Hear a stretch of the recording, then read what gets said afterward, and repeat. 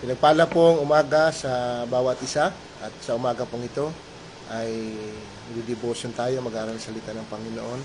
So, umawit po muna tayo sa Diyos, pangunahan tayo ng ating mga kasama po dito ng mga manggagawa. Salamat sa Panginoon.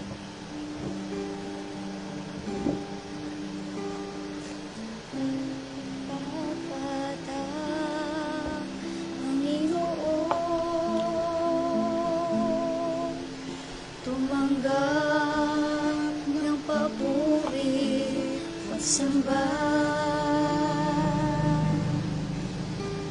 hanggang sa langit siya'y aawitan.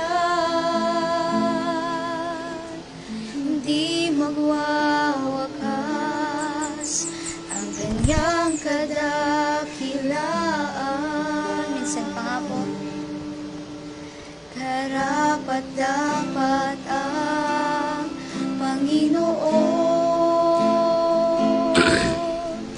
tumanggap ng papuri, pagsamba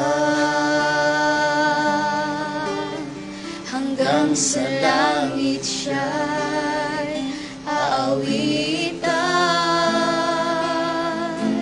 Hindi magwawakas ang kanyang kadakilaan. Banal, banal, banal ang Diyos, magmula noon hanggang ngayon. Banal, banal, banal ang Diyos, hindi magbabago kailanman. Minsan pa nga po, umawit po tayo. Karapat-dapat ang Panginoon tumanggap ng papuri, pagsamba hanggang sa langit, hanggang sa langit siya'y aawitan. Hindi magwawakas ang kanyang kadakilaan. Banal, banal, banal ang Diyos, magmula noon hanggang ngayon. Banal, banal, banal ang Diyos, hindi magbabago kailanman. Banal, banal, banal ang Diyos, magmula noon hanggang ngayon. Banal, banal, banal ang Diyos, hindi magbabago kailanman. Hindi magbabago, hindi magbabago kailanman.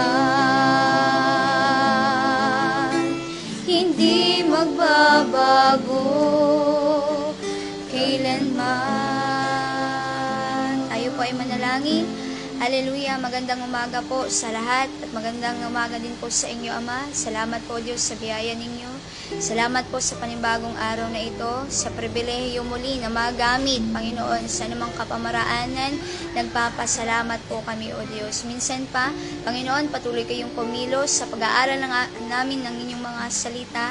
Dumaloy ang pagpapala, kalakasang espiritual, at kami po, Panginoon, talagang ma-empowered. Help us and be with us, Holy Spirit. Salamat po minsan pa sa inyo po lahat ng papuri, parangal pagdakila, sa pangalan ng Panginoong Hesus. Amen.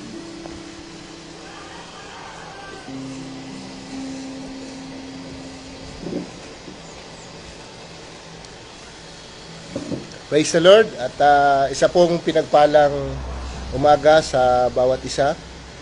At salamat po sa mga kasama ko dito, mga pastora, at mga manggagawa. So purihin po ang Panginoon. Isa po itong napakalaking pribilehiyo na makapagsalita po dito po sa page na po ito. Although kami po ay tagapanood lang natin dito at tuwang-tuwa kami pagka nakikita namin yung mga kapwa namin, mga manggagawa, mga mangangaral na may mga nag-devotion sa page na ito. Actually, matagal na po akong buhay pa si Sir Paul. Palagi akong mga siguro 3 beses na ganyaya yun na makapagsalita ko dito sa devotion. Kasi medyo mahihain tayo. Sir, iba lang po muna. At pangalawa po, mahina po yung signal. At nung mga panahon na yun ay hindi pa ganun ka-stable po yung signal dito. Kaya hindi ako napagsalita ng buhay pa siya. So, salamat sa Panginoon dahil actually kay Pastor Luis. Salamat Pastor sa isang bagay na napasahan ng ganito pong pagkakataon na makapagsalita. Pastor Joel, salamat po ng marami sa pagkakataon na ito na mabigyan ng pribilehiyo na maging pagpapala sa pamamagitan ng salita ng Panginoon sa umaga pong ito. So, praise the Lord. Napakabuti po ng Panginoon at isang bagay at isang napakagandang pribilehiyo na magamit po ng Panginoon sa ganito pong klase ng entablado ng pangangaral ng salita ng Diyos. Purihin po ang Panginoon sa aklat po ng 1 Pedro chapter 3 verse 15 ay ganito po yung ating mababasa. Kundi sa inyong mga puso ay pakabanalin ninyo si Kristo bilang Panginoon. Lagi kayong maging handa na ipagtanggol sa bawat taong humihingi sa inyo ng katwiran ang tungkol sa pag-asang nasa inyo. Alam niyo po, salamat sa Lord. Kasi yung likod po namin ay sementeryo. Lahat po ng mga taong dumadalaw ay nakikita namin sa harap kasi dito po sila dumadaan sa harap namin, papunta po ng likod. Kaya kitang-kita po yung ating sambahan po dito sa Barogo. At nakita ko na talagang yung paghahanda ng mga nagtitinda, ng mga nagninegosyo kasi maraming tao, pati yung mga taong dadalaw. So nakita ko yung kanilang paghahanda para po ay ang iba kumita at ang iba ay makapagdalaw sa likod ng kanilang mga sa sementeryo ng kanilang mga namayapa pong mga mahal sa buhay. So sa umaga pong ito ay tunay na yung isang bagay na napakaganda din sa atin bilang mga anak ng Diyos, bilang mga lingkod ng Panginoon, bilang mga Kristiyano, ay yung salita pong paghahanda o pagiging handa o handa, no? So sa waray-waray po andam. Sa buhay po natin ay napakalaga po din noon na tayo po ay handa, no, sa mga bagay na pwede nating hakbangan o pwede nating gawin o pwede nating ganapan sa buhay na ito. So sa Bible po nakakita ko ng dalawang bagay na dapat ay bilang mga Kristiyano handa din tayo. Ano po? So, ano po yung kahandaan na ito na nais kong ibahagi sa inyo? Dalawa lamang po ito. Actually, napakaraming kailangan natin paghandaan. Pero bilang Kristiyano, bilang mga lingkod ng Diyos at bilang mga may pag-asa para sa buhay na walang hanggan, bilang mga mananampalataya at bilang mga umiibig sa Diyos, bilang mga manggagawa ng Panginoon, ay meron tayong dalawang bagay na dapat paghandaan po natin at ilagay natin yung ating mga sarili sa kahandaan na ito. Yung una po ay yung tayo po ay maging handa sa napipintong o nalalapit na pagpapakita ng ating Panginoon, no? Yung yung sinabi ng Lord sa aklat po ng Mateo chapter 24 verse 44. Ganito po yung ating mababasa. Sabi po dito, kaya maging handa rin naman kayo sapagkat ang anak ng tao ay darating sa oras na hindi ninyo inaasahan. So isang bagay po na napakaganda bilang mga Kristiyano, tayo po bilang mga anak ng Diyos ay kakitaan tayo ng kahandaan ng buhay na anytime na halimbawa kung hindi pa darating ang Lord sa panahon natin o maaring kunin na tayo, pauwi na tayo sa langit. Or kung darating ang Panginoon sa oras na hindi natin inaasahan, ang mahalaga po doon ay bilang mga Kristiyano ay handa tayong isama ng Panginoon. Handa tayong kunin ng Diyos, handa tayong sumalubong sa Kanya. Handa masumpungan tayong handa ni Jesus, handa ng Panginoon sa Kanyang muling pagbabalik. So ngayon, yun po yung isa sa mga bagay na dapat ay bigyan natin palagi ng pansin sa buhay natin bilang mga anak ng Diyos na kasumpungan tayong palagi na handa yung ating mga buhay, anumang oras, sa mga hindi natin inaasahan, ang Panginoon ay babalik. O kaya, kagaya po ngayon, sa panahon na ito, na inaalala ng mga tao yung kanilang mga namayapang mga mahal sa buhay, na talagang lahat ng tao ay darating sa ganung tagpo, ganung senaryo ng buhay, na tayo po ay, kung hindi pa babalik ang Panginoon, ay maaaring anytime, pwede ring mahantong doon sa itinakda ng Diyos na kamatayan. Kaya mainam na po at dapat yung isang Kristiyano ay laging handa sa bagay na iyan. Alam nyo, sa Bible kahapon, habang kami po ay nagba-Bible study ng hapon, kasama ko po si Pastora Sosa, yung tinalakay ko po sa aking tinuro sa kanila ay yung sa Hebreo chapter 2 verse 3, na tayo po ay hindi natin maneglect yung kaligtasan na ibinigay sa atin ng Panginoon. Hindi natin ilagay sa walang kahandaan, parang kanyan, yung bagay na minagaling ng Panginoon na iligtas tayo.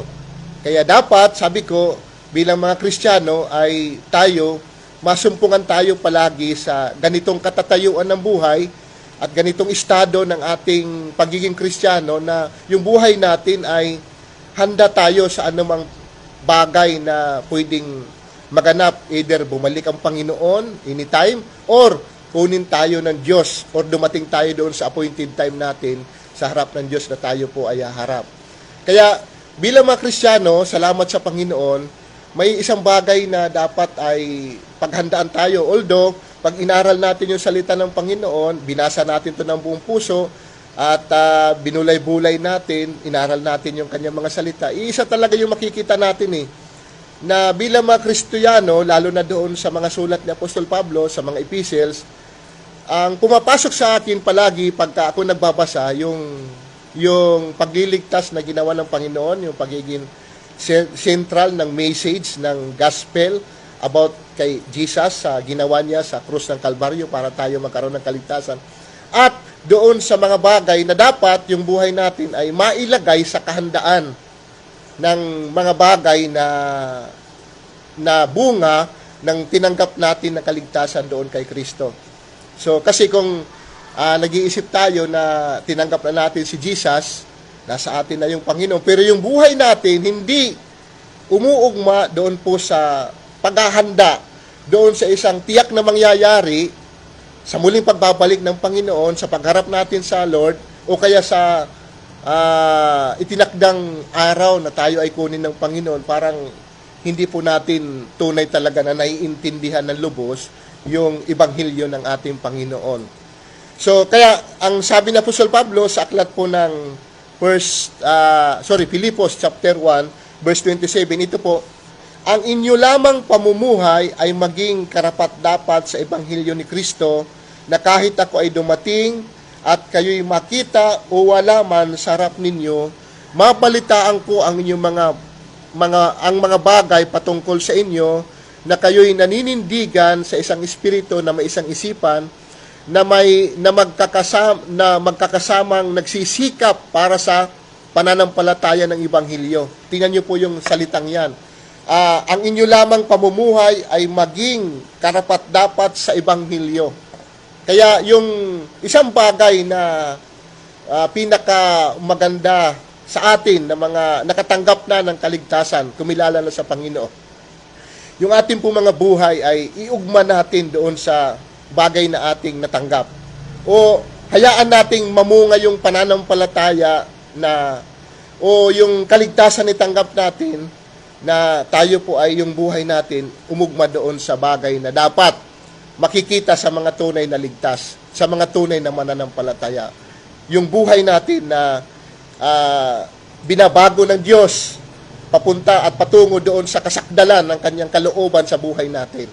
So yun ang pinakauna po na dapat ay maging handa po tayo sa buhay na ito bilang mga mananampalataya. Na tayo po ay may akma doon sa tinanggap natin mga pamumuhay. Okay? So purihin po ang Panginoon. Yung pangalawa po na dapat ay kasumpungan tayo ng Diyos na laging handa. Ito po, yung binasa po natin kanina sa 1 Peter.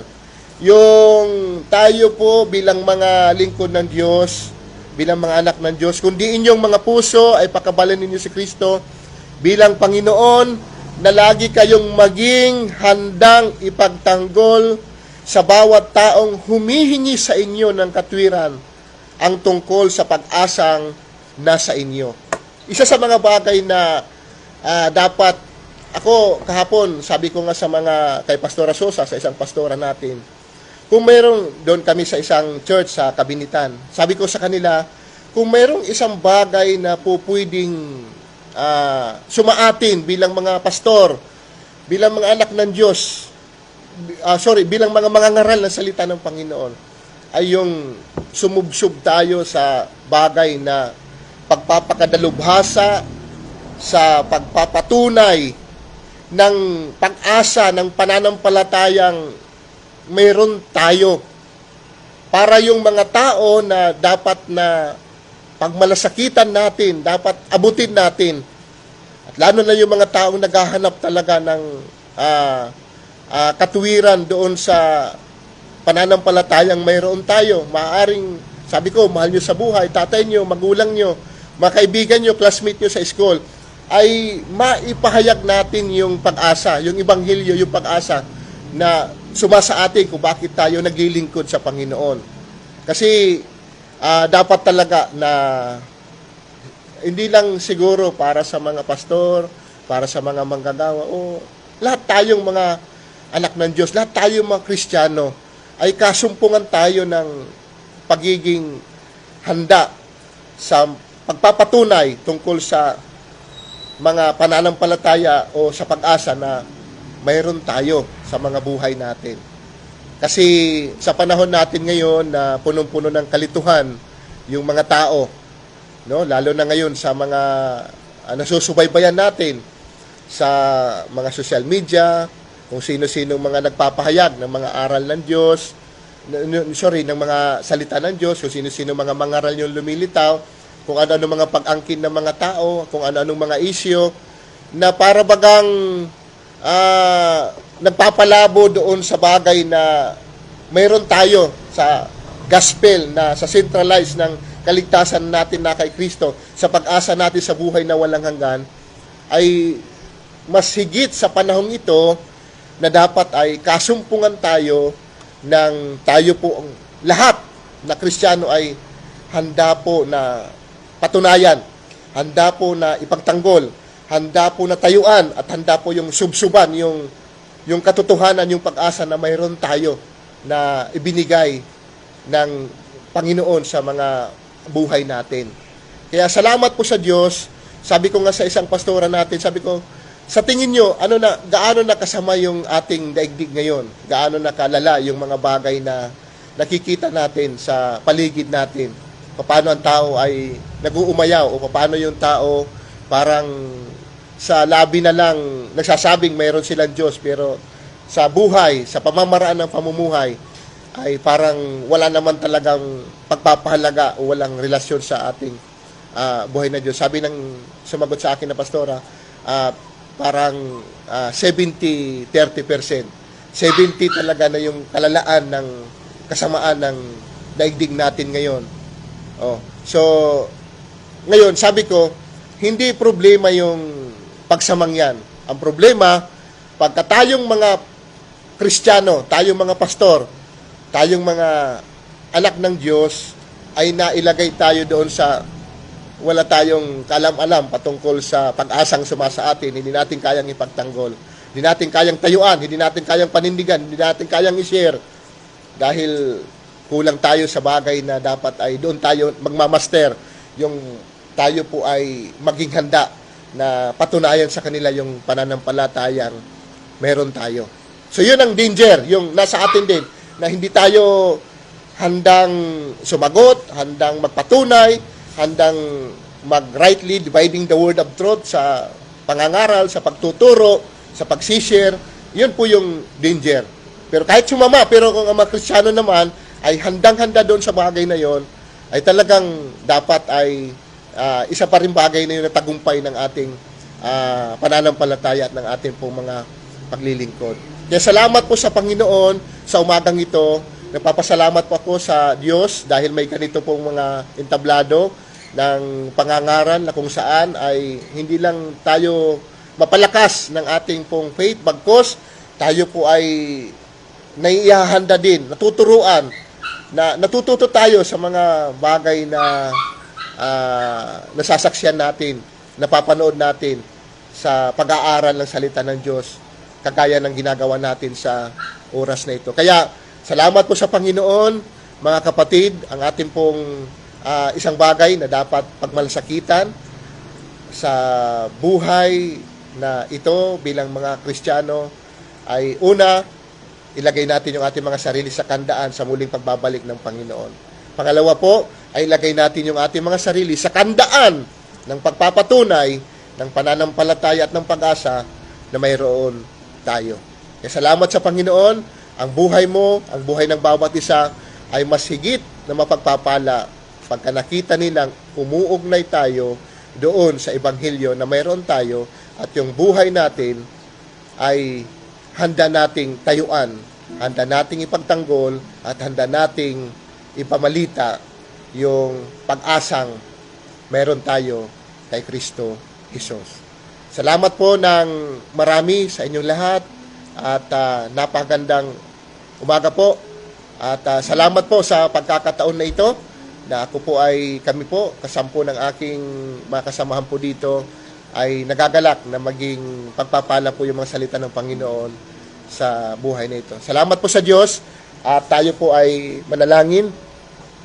Madaming banal, nagpapasalamat po kami o Diyos sa isang pagkakataon na kami po ang Dora Church Barogo sa pangunguna ng iyong abang lingkod ay maging pagpapala po sa pamamagitan ng paghahayag, pagtuturo ng iyong mga salita sa oras na ito.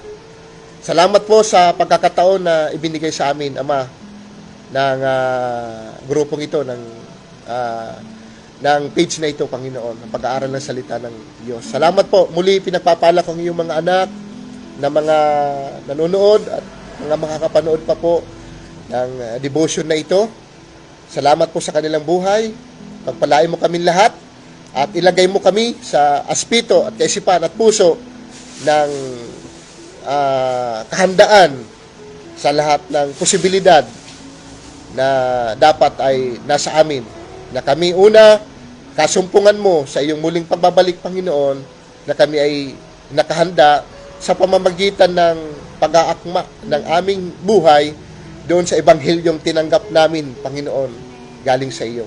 At ganoon din, O Diyos, tulungan mo kami, samahan mo kami, na sa bawat araw ay handa kaming magpatunay sa buhay, sa pamamaraan ng pamumuhay, at sa pangangaral, at sa pagsasalita ng kung anong may pag-asa meron kami sa iyo, O Diyos. Muli, pagpalain mo ang iyong mga anak sa umagang ito at maging punong-puno ng pagpapala ng ang buhay na ito sa buong maghapon na ito. Salamat po, pinagpapala ka po namin sa pangalan ni Jesus.